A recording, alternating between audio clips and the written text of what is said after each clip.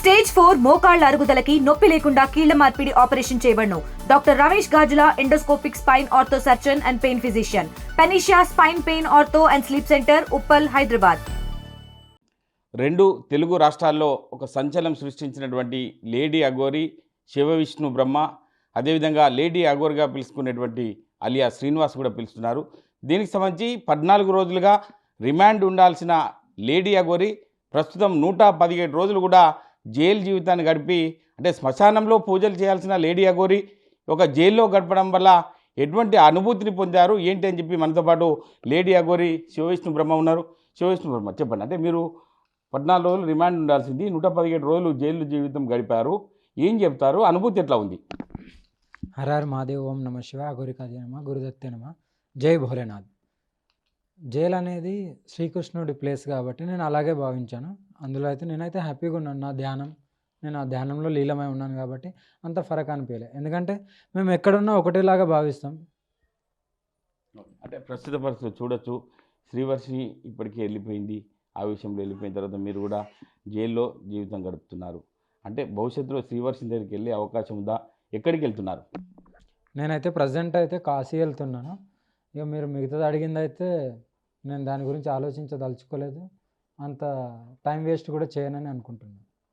అంటే రాబోయే రోజుల్లో సాధన వైపు దృష్టి పెట్టే అవకాశం ఉందా?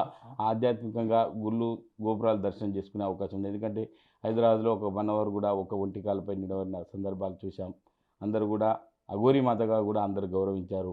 కానీ శ్రీవర్షిని వచ్చిన తర్వాతనే ఇక మీ ఇద్దరి మధ్యలో భేదాభిప్రాయాలు వచ్చినట్టు తెలుస్తుంది. దీని విషయంలో ఎట్లా ముందుకెళ్తారు? వాళ్ళు వచ్చిండ్లు వెళ్ళారంటే అది వాళ్ళ ఊహకు వదిలేస్తున్నాను. నేను వాళ్ళ గురించి మాట్లాడదలుచుకోలేదు, మీరు ప్రస్తావించారు కాబట్టి. నేను ఉన్నంత వరకు అయితే ఆధ్యాత్మిక బాటలనే ఉంటాను.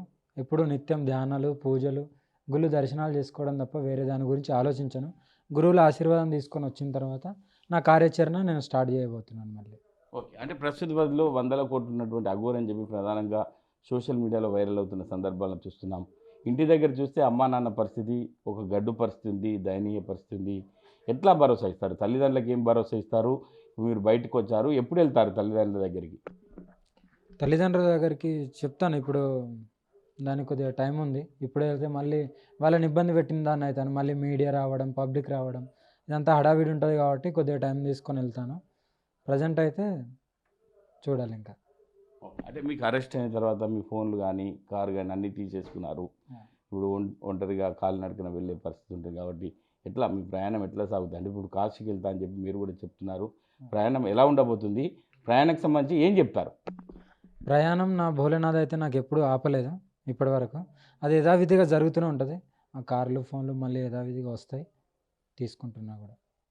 అంటే ఇప్పుడు ఎక్కడికి వెళ్తున్నారు? ఇప్పుడు జైలు నుంచి మీరు బయటకు వచ్చారు, ప్రస్తుతం ఇప్పుడు ఎక్కడికి వెళ్తున్నారు మీరు?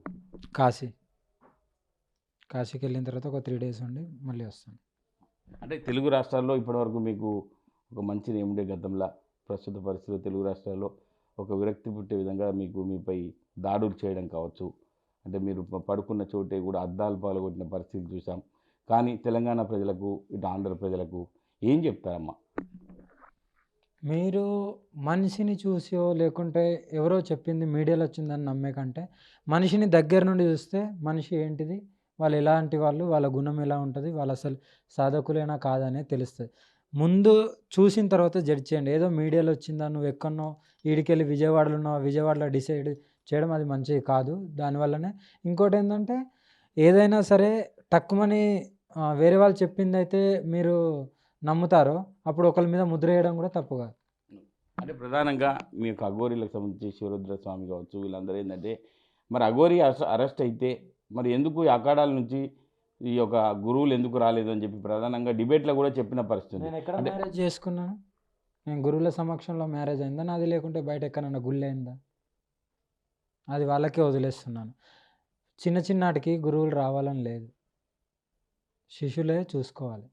ఇప్పుడు నేను వెళ్తున్నాను కదా, దేనికంటే వాళ్ళు వచ్చిన తర్వాత వాళ్ళని కూడా ఫోకస్ చేయరని గ్యారంటీ ఏంటి? చేస్తారు కదా, వాళ్ళు కూడా బ్యాడ్ నేమ్ రప్పిస్తారు కదా. మరి దీని వెనకాల ఎవరెవరు దుష్ట శక్తులు ఉన్నాయో అన్నీ కూడా తెలుసా? అంటే గతంలో మీరు ఎదురుదాడి తిరిగిన పరిస్థితుల్లో, ఎందుకంటే మీరు జీర్ణించుకోలేకపోయారు, భక్తులు మీ మీదకి మాట్లాడినా కూడా ఇటు త్రిశూలం తీయడం కావచ్చు, భక్తులపై కూడా విరుచుకపడిన పరిస్థితి ఉంది. అంటే అఘోరి తత్వమే అలా ఉంటుంది. కానీ ఇప్పుడు సమయానికి వచ్చినట్టు తెలుస్తుంది. జైలు నుంచి బయటకు వచ్చిన తర్వాత ఈ రోజు నుంచి అఘోరి మాతది కార్యాచరణ ఎలా ఉండబోతుంది, చివరగా ఏం చెప్తారు? జస్ట్ భోలేనాథ్ ధ్యానంలో ఉంటాను, నా పూజలు, నన్ను నమ్మిన భక్తులు, అంతకు మించి నేను వేరే వాళ్ళ గురించి ఆలోచించను, ఎవరిని అంత బిలీవ్ కూడా చేయలేను. ఇది పరిస్థితి. అంటే ఇప్పటివరకు నమ్మినటువంటి భక్తులే నన్ను మోసం చేశారు. ఇప్పటి వరకు జరిగినాయి. ఈ రోజు నుంచి ఒక ఆధ్యాత్మికతతో ముందుకెళ్తాను తప్ప నేను ఎవరికి లొంగే కాదు, లొంగను, బానిస కాను. నా యొక్క శివయ్య ఉన్నాడు, నేను శివయ్యను కొలుచుకుంటూ ముందుకెళ్తాను. ఇవన్నీ కూడా గతంలో కూడా నాకు ఎంతో ప్రాణహాని ఉండేది. కాబట్టి ఇటువంటి నాకు ఎవ్వరు కూడా నా దగ్గరికి రావద్దు. నా యొక్క ఆరాధన, నా శివయ్యని నేను కొలుచుకుంటాను తప్ప నా దగ్గరికి ఏ భక్తులు కూడా రావద్దని చెప్పి ప్రధానంగా అఘోరి మాత, శివ విష్ణు బ్రహ్మ కూడా ఆర్టీవీతో కూడా పంచుకోవడం జరిగింది. కెమెరామెన్ నెల్లూరుతో మహేష్, ఆర్టీవీ, ఉమ్మడి మెదక్ జిల్లా. తెలుగులో ఫాస్టెస్ట్ న్యూస్ ఇప్పుడు కొత్త అవతారంలో 5 సెకండ్లోనే పూర్తి వార్తా సమాచారం మీ చేతిలో. సోషల్ మీడియా ట్రెండ్స్ మీ కళ్ళ ముందుకే live TV and voice search ఆప్షన్స్తో ఇప్పుడే డౌన్లోడ్ చేయండి. యాప్ లింక్ డిస్క్రిప్షన్లో ఉంది.